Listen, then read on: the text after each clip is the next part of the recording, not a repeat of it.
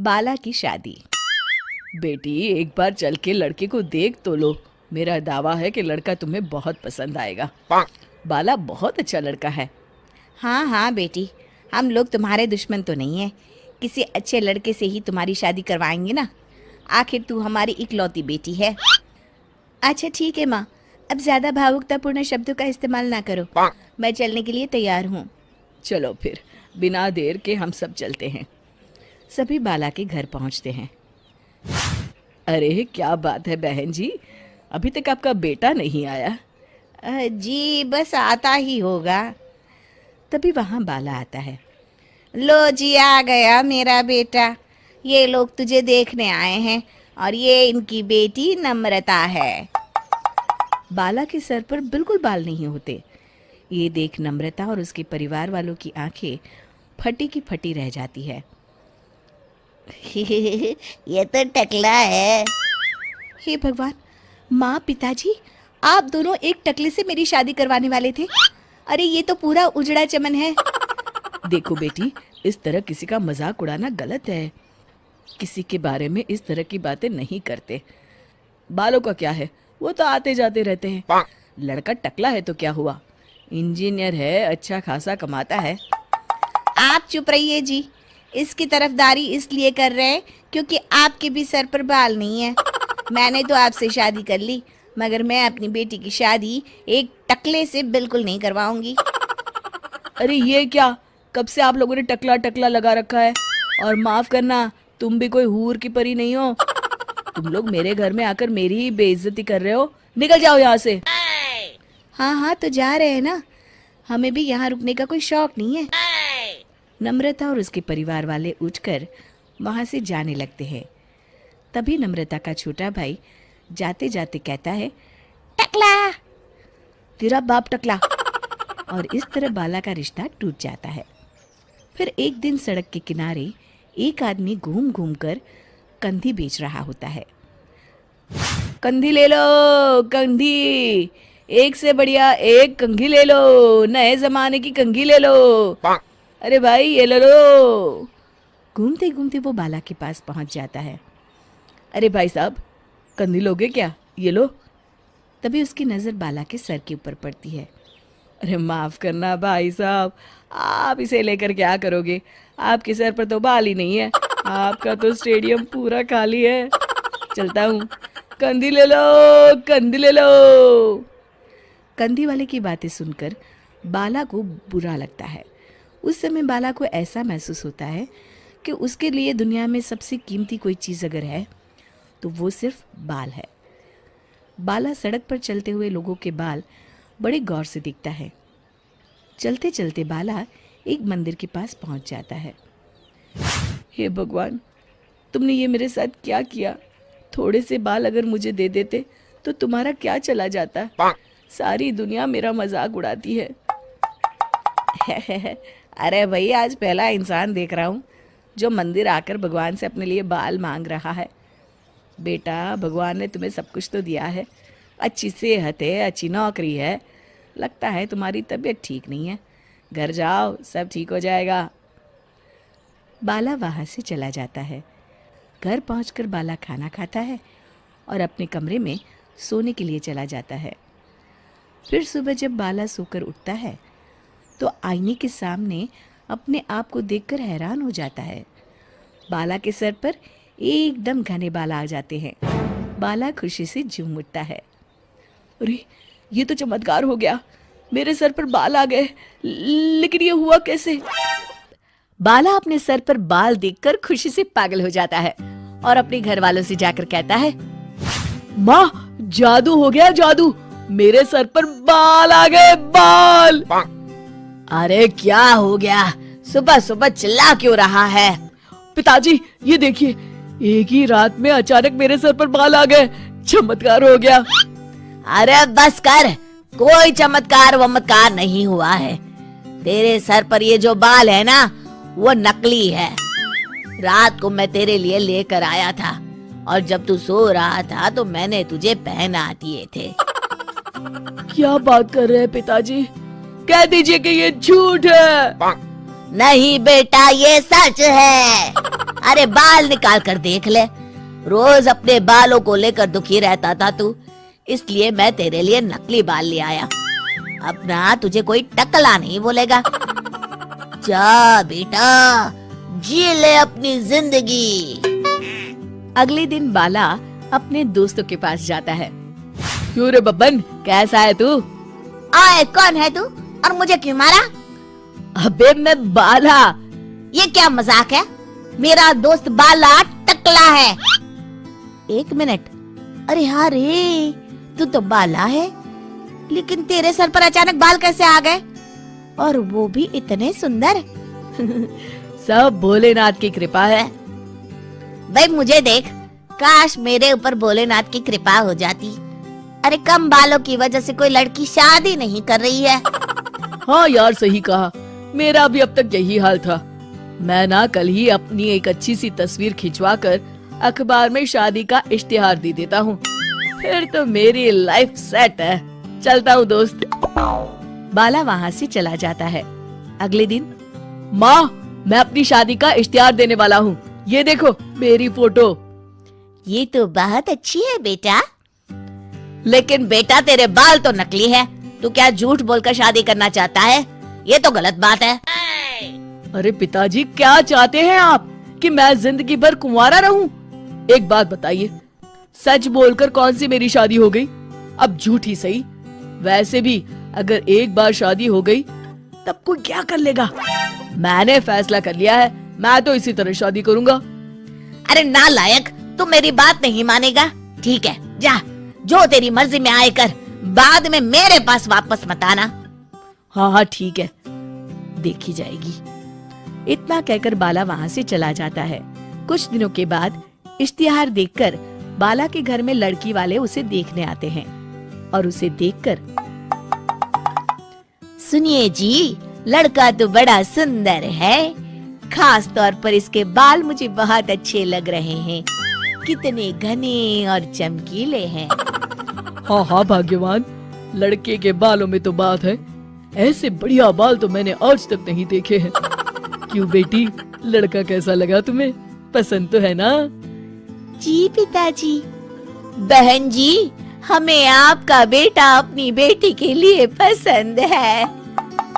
बहन जी, हमें भी आपकी लड़की पसंद है। सच बताऊं, मैं तो इतने सुंदर बालों वाले दामाद को पाकर बड़ी खुश हूँ। अब कोई अच्छा सा मुहूर्त देखकर इन दोनों की शादी कर देते हैं। जी बिल्कुल बहन जी, मैं ना कल ही पंडित जी को बुलाकर सारी तैयारियां कर लेती हूँ। अच्छा, अब हम लोग चलते हैं और कल से ही शादी की तैयारियां शुरू कर देते हैं। उन सब के जाने के बाद शुक्र है भगवान कि मेरे बेटे की शादी तय हो गई। हाँ माँ। अरे मुझे तो डर इस बात का है कि जब लड़की वालों को असलियत का पता चलेगा तब क्या होगा। माँ, पिताजी से कह दो ना कि ऐसे ऐसे में कभी झूठ का सहारा लेना पड़ता है। मैं अभी बाहर जा रहा हूँ। आखिरकार कुछ दिनों के बाद शादी का दिन आ जाता है। भाई मान गए तुझे और तेरी किस्मत को। कितनी सुंदर बीवी मिली है तुझे। काश मेरे बाल भी तेरे जैसे होते तो मेरी भी किसी सुंदर लड़की से शादी हो जाती। अरे जब से देख रहा हूँ तो सिर्फ मेरे बालों को घूर रहा है। साले मेरे बालों को नजर लगाएगा क्या? चल भाग यहाँ से। जा जाके खाना देख और निकल यहाँ से। बब्बन के जाते ही, जीजा जी, आप तो एकदम हीरो लगते हैं। आपके बाल ना चंकी पांडे जैसे हैं। अबे तुझे मैं चंकी पांडे लगता हूँ क्या? चल भाग यहाँ से।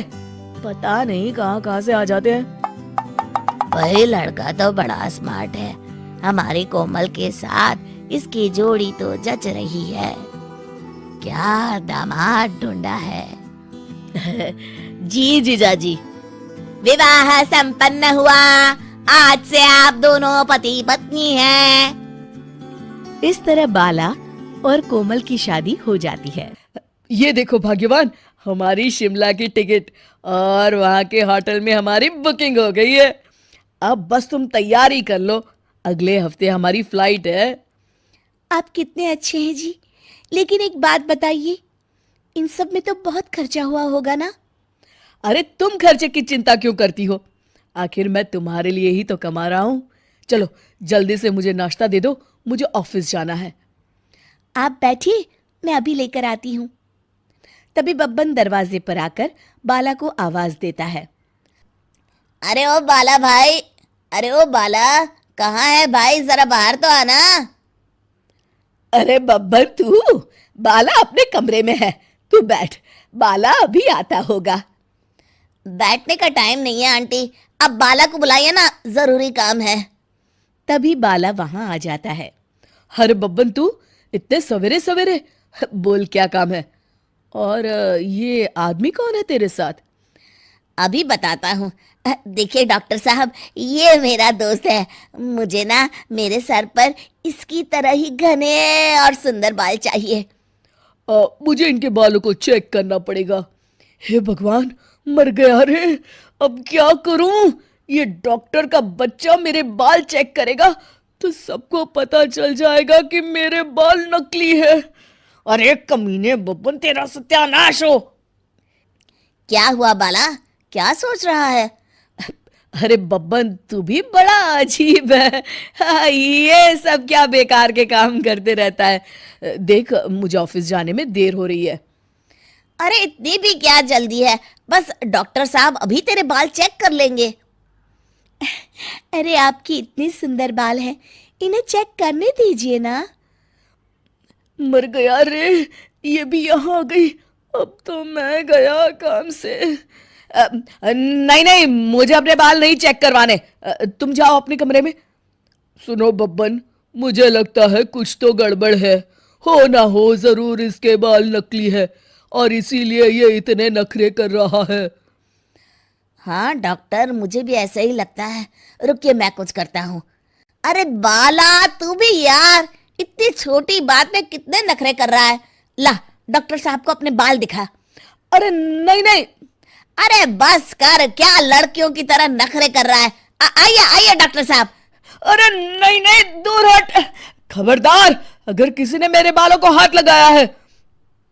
अरे ये तो हद हो गई, आप सच में बहुत नौटंकी कर रहे हैं। अब तो मुझे सच जानना ही है। बब्बन बाला को पीछे से पकड़ लेता है। डॉक्टर साहब जल्दी आइए। अरे बब्बन छोड़ मुझे, मर गया रे। नहीं, अरे कोई बचाओ मुझे।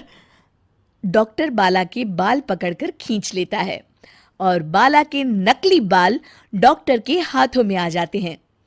हे भगवान, ये क्या, मेरा पति तो टकला है। तू तो अभी भी टकला है। अच्छा, तो तू नकली बाल लगाकर सबको उल्लू बना रहा था। हाय हाय, मैं तो मर गई रे, लुट गई रे, बर्बाद हो गई। मेरी शादी एक टकले से हो गई।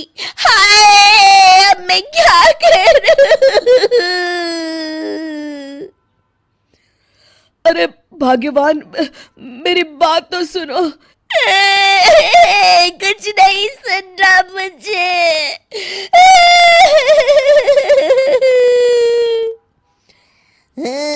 चलिए डॉक्टर साहब, अब हमारा यहाँ कोई काम नहीं। बब्बन वहां से चला जाता है। कोमल अपने मायके वालों को फोन करके उसे ले जाने के लिए कह देती है। अगले दिन कोमल के माता पिता उसे ले जाने आ जाते हैं। हे भगवान, मेरा दामाद तो टकला निकला, मेरी बेटी की जिंदगी बर्बाद हो गई। आप लोग मुझे माफ कर दीजिए। देखो बेटा, तुम टकले हो इस बात से मुझे कोई ऐतराज नहीं है, लेकिन तुम्हें झूठ बोल के शादी नहीं करनी चाहिए थी। माँ, पिताजी, आप लोग मुझे यहाँ से बस ले चलिए। एक गंजे के साथ मैं अपनी जिंदगी नहीं बिताने वाली। कोमल, मुझे एक बात बताओ, बाला ने कभी तुम्हें कोई तकलीफ दी है या तुम्हारे साथ कभी किसी प्रकार का दुर्व्यवहार किया है? जहां तक मुझे लगता है इसने हमेशा तुम्हें खुश रखा है। क्यों, सच है ना? जी पिताजी, सच है। मैं जानता था मेरा दामाद गलत नहीं है। और रही बात बालों की, तो एक बात बताओ बेटी, शादी के बाद अगर इसके बाल झड़ जाते और ये टकला हो जाता, तो क्या तुम इसे छोड़कर चली जाती? नहीं नहीं, कभी नहीं। बस लो जी, हो गया फैसला। हमारी बेटी जानती है उसे क्या करना है। चलो हम लोग चलते हैं अब। इस तरह कोमल अपने पिताजी की बात समझ जाती है और बाला के साथ बिना किसी शिकायत के राजी खुशी रहने लगती है।